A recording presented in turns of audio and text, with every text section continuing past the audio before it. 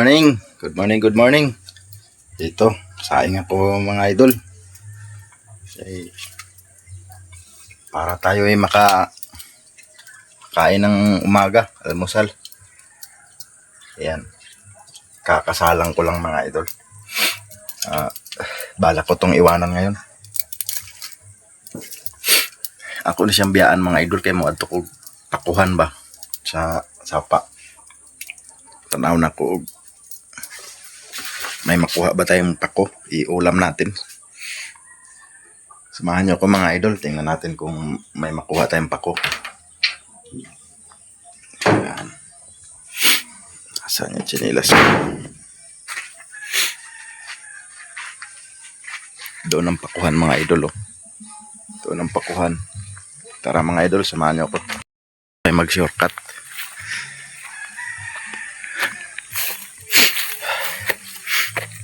Aray ko.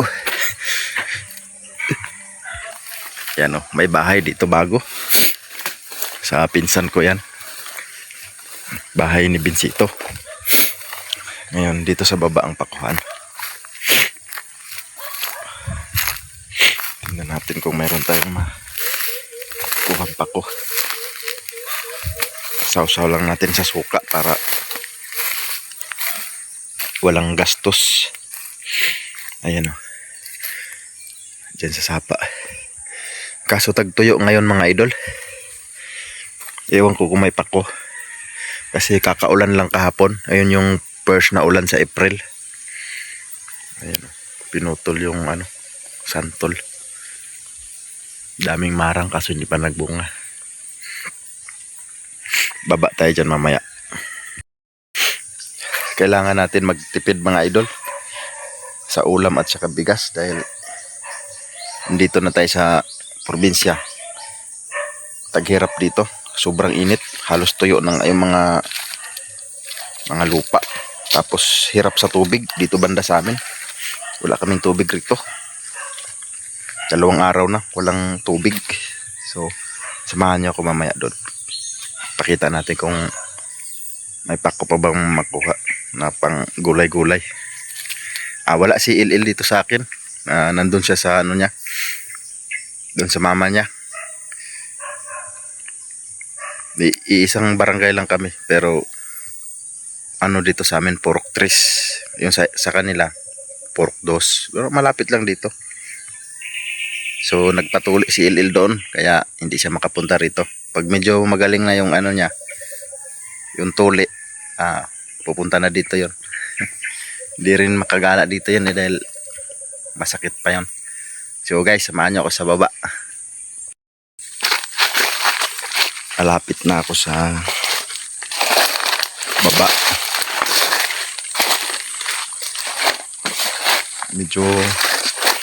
Medyo kipot na. Masukal na yung daanan.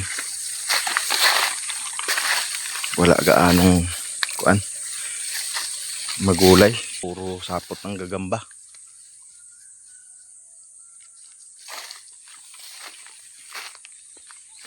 Dati doon ang marami. Ngayon konti na lang kasi yung mga may-ari ng baka diyan nila itinatali yung yung baka nila sa gulayan. Kaya hirap na sa ngayon.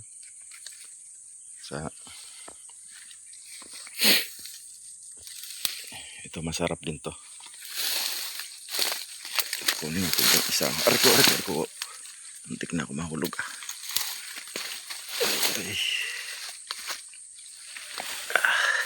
Ito yung daanan na harangan na. Masakit ito. Maraming tinik.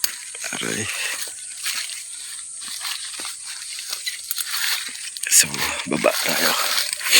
Kahit konti pwede na yun.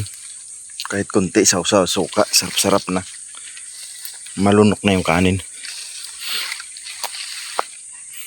Meron akong suka at saka tuyo doon. Ito, meron pa isa. Dati sobrang dami nito Wala na yata ganong nangunguha dahil yun nga, tagtuyo. Yung pako hindi yun makatubo yung gulay niya dahil yung talbos niya Dahil tuyo ang lupa. Iba ang itsura ng ano ngayon, ng pako. Ito pako. Ayan o, matigas. Matigas yung pako dahil di nakasipsip ng tubig. Pero umulan na kaya sunod araw malambot na siya. Masarap na. Sa ngayon medyo matigas-tigas, tsaka wala pa gaanong tumubo. Ayan. Pero pwede na makagulay.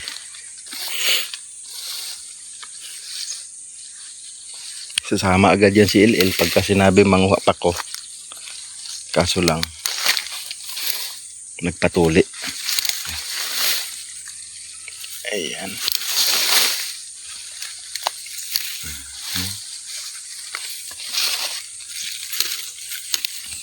May ano, niyog.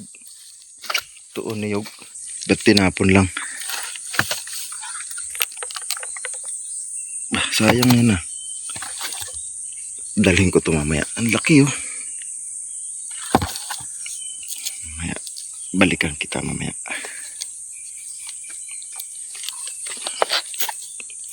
Diyan ka lang. Sayang ka.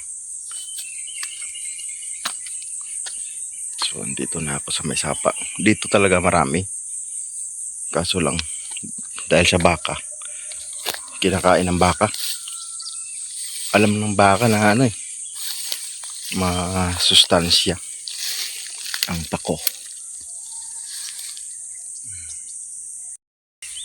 So, ito na. Medyo marami-rami na aking pako. Medyo makunat. Kakaulan lang kasi. Ito pako. Sarap to guys. Laki, haba. Ayan o. Tigas, matigas konti. Pero hindi problema. Pakuluan naman yan.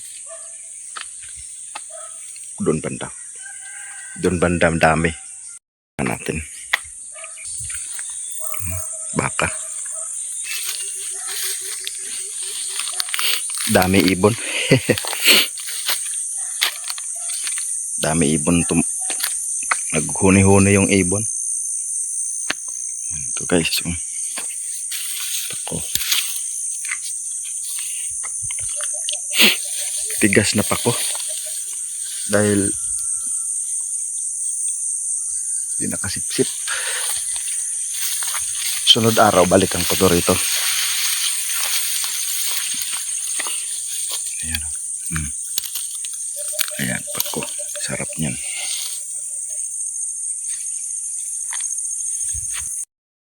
Uwi na tayo guys. Para yung sinaing ko pala sa bahay. Mahilaw yun. Iniwan ko yun Di bale. Gatungan na lang ulit pag nahilaw. Ari ko. Ayun. Ang lalaki ng bato rito guys. Ito. Kahit pa paano. Nakakuha tayo ng gulay pang ulam. So, pauwi na tayo. Let's go. Konti lang pero okay na. Konti lang siya pero okay naman. Nice naman siya. Tingnan natin yung kwan. Yung aking sinaing. Hala. Wala na. Uy. Ayos naman. Naluto naman siya. Naluto. Ito nga natin ulit kay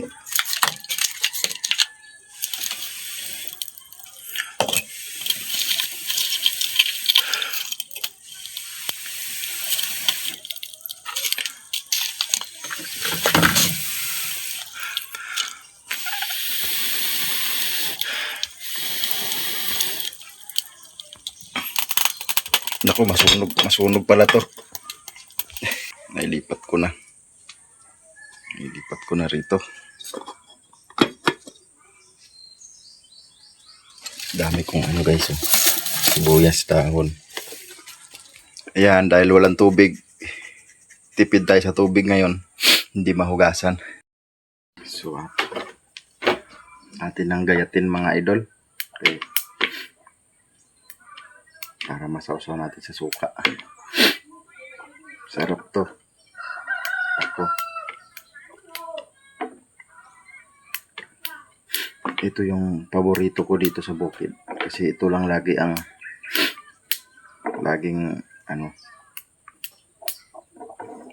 madaling gulayin. Madaling kunin. Ito ang dami na.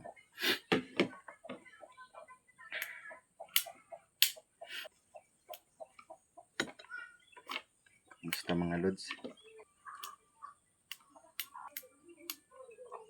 Ngayon mga lods, hindi pa ako na-monetize. Dahil natigilan ko to nung nagtrabaho na ako sa Manila. Hindi na nakaka-upload. Sobrang busy na. Pero hindi ko tinigilan. Minsan nag-upload ako kahit short video. Para di lang mawala yung channel. Kasi pinapa-update naman ni boss. Ina-update ko rin. So ito na. Ayan ang mga idol. Sarap nito. Atin na itong pakuluan. Atin isa lang na.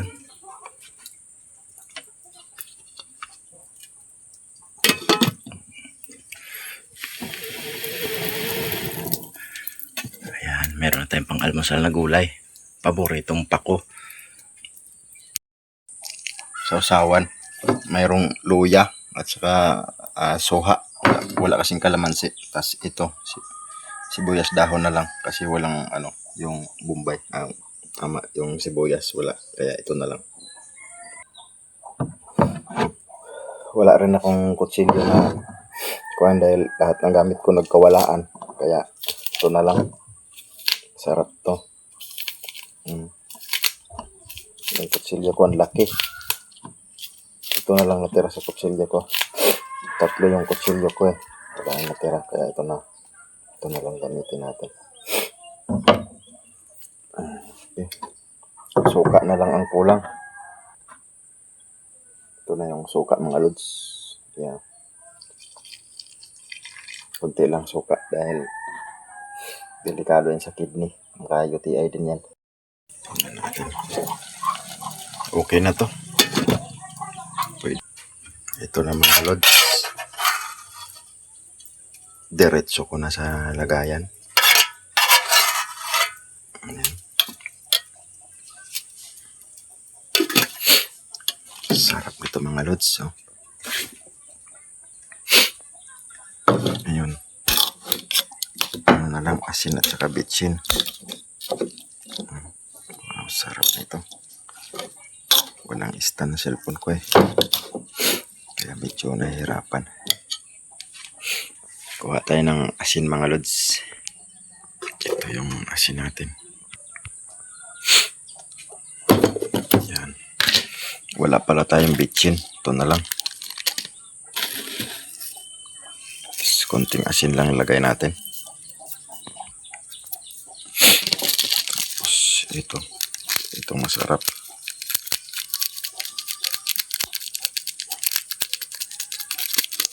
Konti lang din. Sarap yan. Ito na mga lods. Pasensya na talaga mga lods. May trangkaso pa. May pa ako. Nagkasipon kasi ako Sarap Ang bango-bango.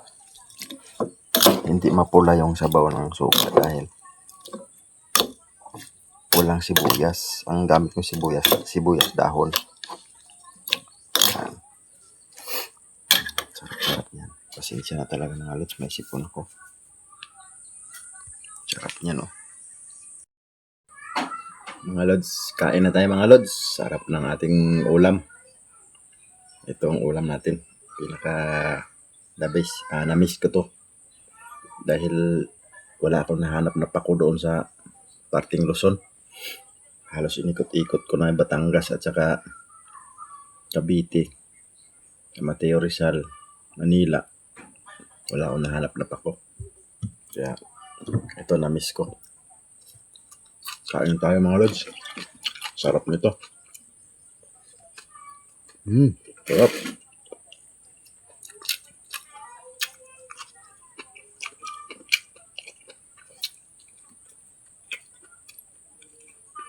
Masarap pag may suha.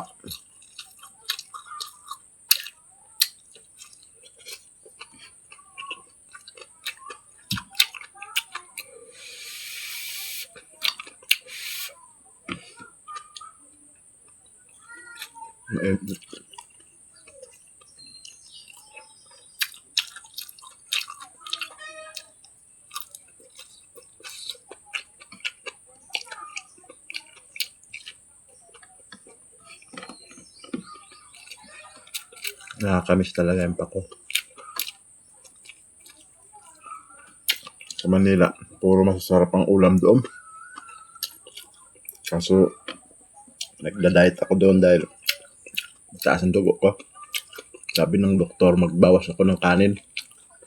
Mas maganda para mas maraming ulam kaysa kanin. Tapos hindi ako makatulog. Kaya tinan nyo guys, mukhang payat. Tapos, napanot yung ulo ko sa, hindi makatulog. Stress.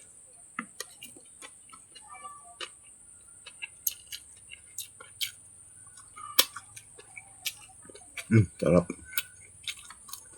So nice. Pa-share na lang ating video guys. Maraming salamat. Sana masuportahan nyo guys. Salamat.